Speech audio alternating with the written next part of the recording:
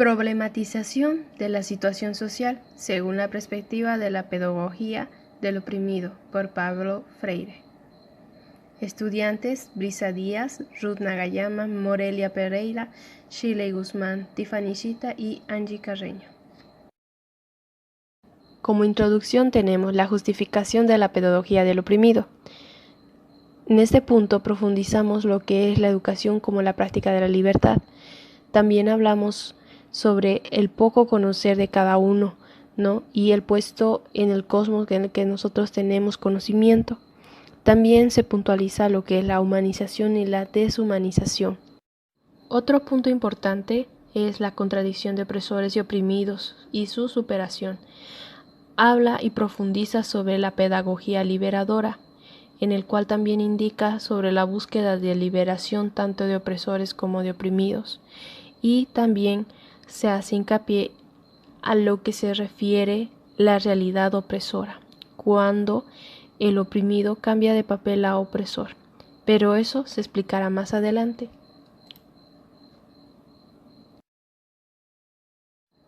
Otro punto importante más en el que vamos a enfocarnos es sobre la situación concreta de opresión y opresores, como también de oprimidos.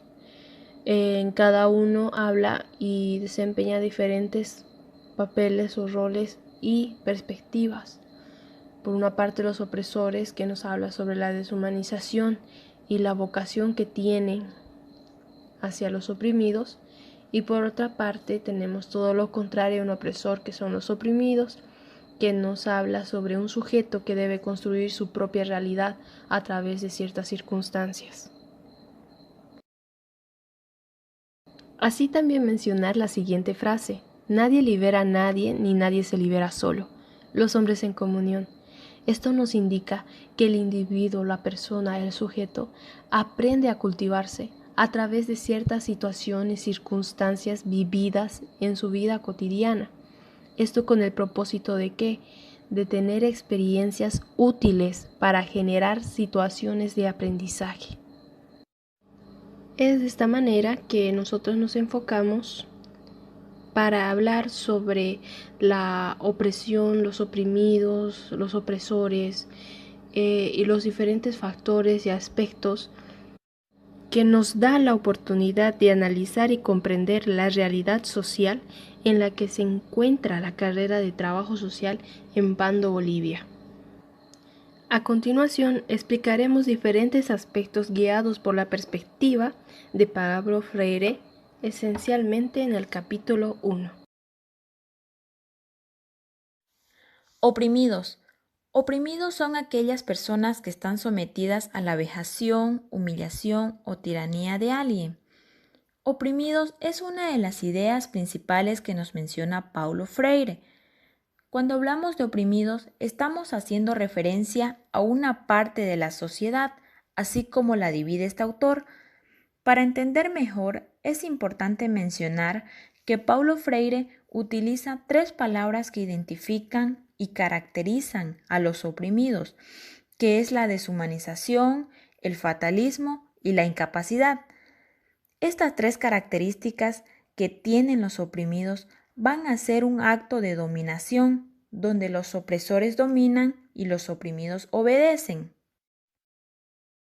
Ahora, ¿qué tiene que ver oprimidos con el sistema educativo? Paulo Freire nos menciona una frase muy importante para poder analizarla. La educación no cambia al mundo, cambia a las personas que cambiarán al mundo. ¿Qué nos está indicando?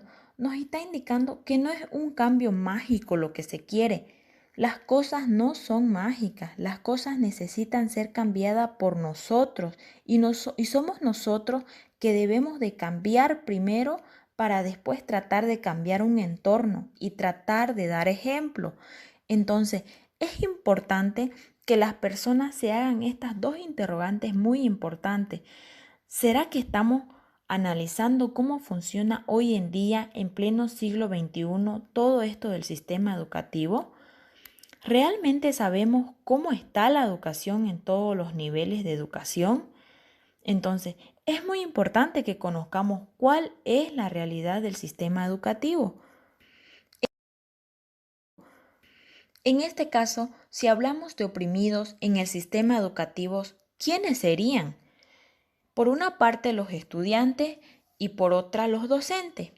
Los estudiantes en la actualidad son pues los oprimidos en este sistema educativo, al igual que en muchos casos algunos docentes, quizás no son todos, pero sí se ven algunos docentes que están identificados con el papel de oprimidos. Por ejemplo, entrando a lo que es la realidad, vamos a estudiar y dar ejemplo acerca de estudiantes y docentes de la carrera de Trabajo Social de la Universidad Amazónica de Pando. Las personas oprimidas sufren algo que Paulo Freire le llama la deshumanización. La deshumanización es cuando la vocación del hombre es negada, bloqueada y hasta destruida por actos de opresión. La deshumanización tiene tres características y es aquí donde venimos a comparar con la realidad actualmente.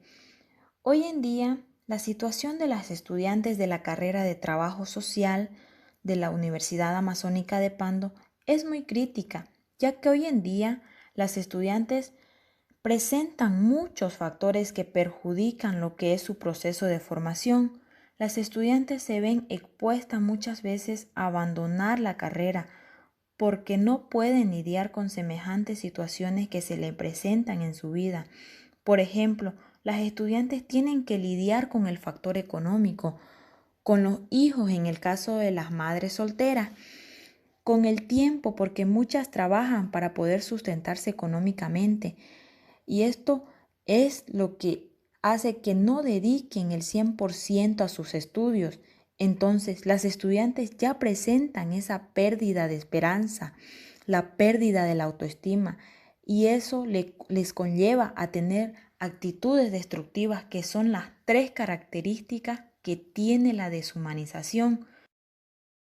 Entonces, aquí ya estamos viendo a las estudiantes que son víctimas de lo que es la deshumanización en sí, y por ende estamos viendo que las estudiantes son oprimidas por el mismo hecho de que los docentes son los que dominan y las estudiantes las que obedecen. Sabemos que hoy en día los docentes no imparten clases motivacionales o clases donde incentiven a las estudiantes. Los docentes, más al contrario, hoy en día, con todo esto del sistema educativo virtual, solo se preocupa por dictar su clase, impartir su clase, en el que él es el que sabe más, él es el que domina, él es el que tiene la razón y la capacidad de pensar y razonar. Pese a que hoy en día la Universidad Amazónica de Pando cuenta con el enfoque de FBC, que significa formación basada en competencia, que quiere decir que el docente y el estudiante construyen esos conocimientos. Eso es lo que nos dice y significa el enfoque que cuenta nuestra universidad. Pero sabemos que no se aplica a un 100% porque existen docentes que dicen eso es blanco porque es blanco y no hay un estudiante quien pueda contradecir o dar opiniones diferentes. Más al contrario, el estudiante es el que asume, obedece y muchas veces se queda callado y acepta sin muchas veces. Ahora, hemos mencionado que no solo son las estudiantes que son oprimidas, existen también docentes que son oprimidos. No son todos, pocos son los que ejercen el rol de oprimidos en este caso. Por ejemplo, estamos hablando de aquellos docentes que se sienten inferior a los demás por el mismo hecho de que se encuentran con otros docentes que cuentan con más títulos, más diplomados, alguna maestría, que lo hacen sentir inferior, entonces, ¿no?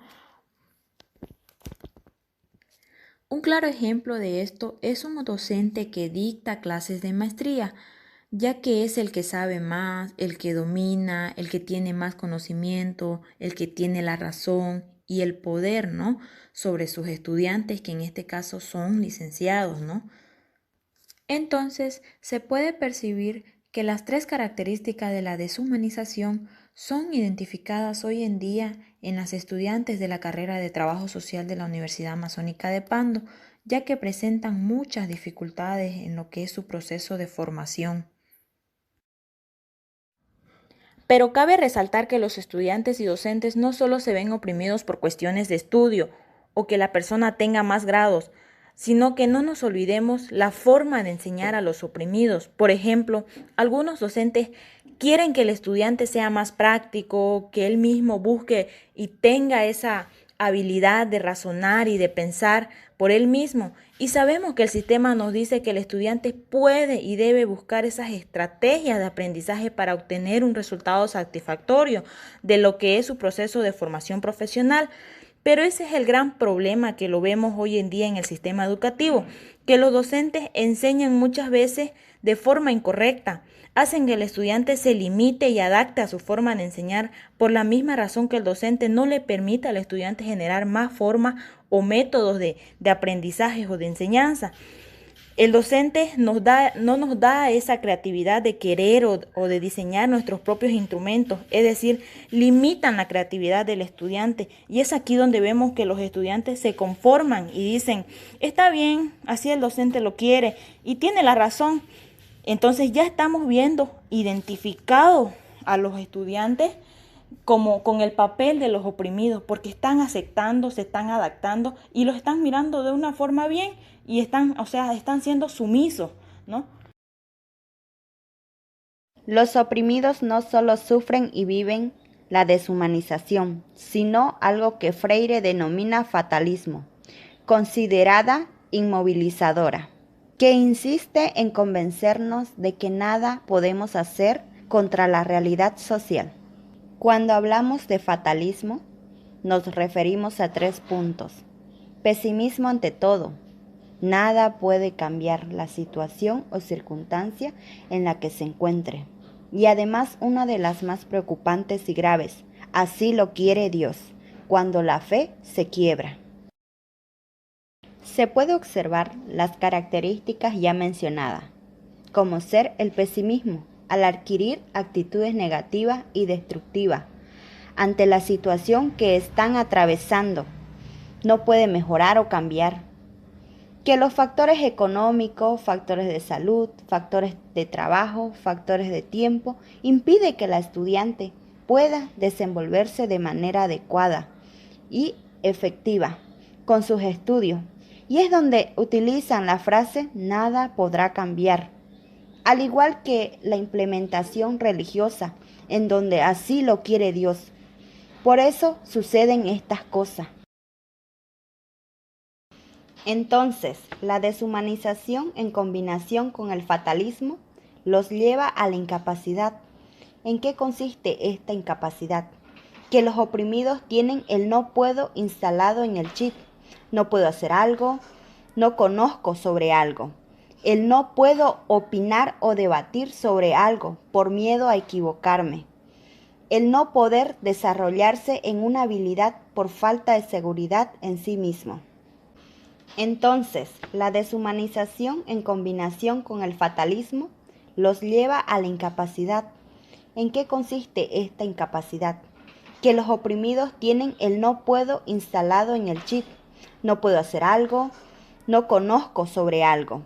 El no puedo opinar o debatir sobre algo por miedo a equivocarme. El no poder desarrollarse en una habilidad por falta de seguridad en sí mismo. Entonces, estas 3 características resaltadas del oprimido van a ser un acto de dominación, donde estos pensamientos van a ser implementados por los opresores, en este caso los docentes y la sociedad que rodea. Característica de los opresores y los oprimidos.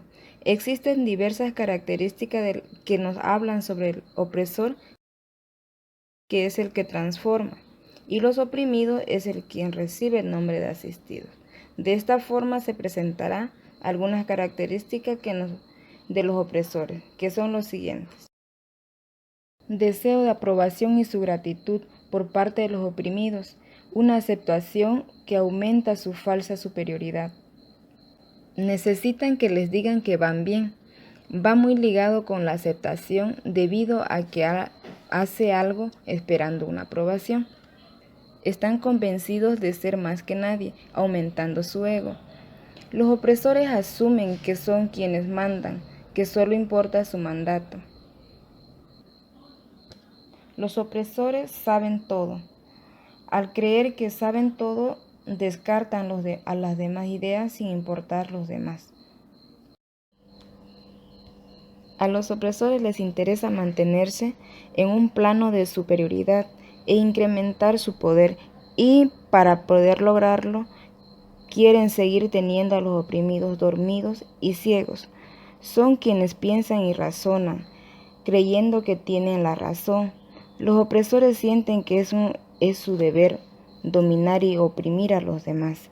Los opresores siempre están buscando nuevas formas de mantenerse su poder. Los opresores son falsamente generosos a los oprimidos. Un ejemplo es de los mitos, que en lo general se tratan de hacer creer a los oprimidos que llegará a ser alguien o algo más, manteniéndose sumisos. Y también refinadas más superiores a los demás, inteligentes, siempre ellos se sienten más que los demás. Por otro lado tenemos a los oprimidos. Se caracterizan por lo siguiente: tienden a repetir las palabras del opresor, se desestiman ellos mismos, diciendo que son ignorantes, perezosos, enfermos, improductivos e inferiores a los demás. Carecen de una autoestima y además no confían en ellos mismos. La violencia horizontal. Esta violencia tiende a desahogar sus frustraciones y desesperaciones en sus compañeros de una manera agresiva y a menudo muy violenta. Incapacidad consiste en que los oprimidos tienen el no puedo instalado en su cabeza. No conozco, soy torpe, soy burro. El por qué se sienten incapaces de enfrentarse contra su opresor. En su lugar atacan a su propia gente de forma segura. La deshumanización es donde las personas sufren una pérdida de esperanza o han perdido la autoestima. Estas dos situaciones los lleva a una actitud destructiva donde caen en depresión. El fatalismo, que es el más pésimo ante todo. Ellos tienen muy en la mente esto: nada puedo cambiar. Y además, una de las más graves es que así lo quiere Dios. Dominación, porque los oprimidos siempre están convencidos que ser menos porque soy el que obedece. Entonces, ¿qué es lo que buscan los opresores a los oprimidos?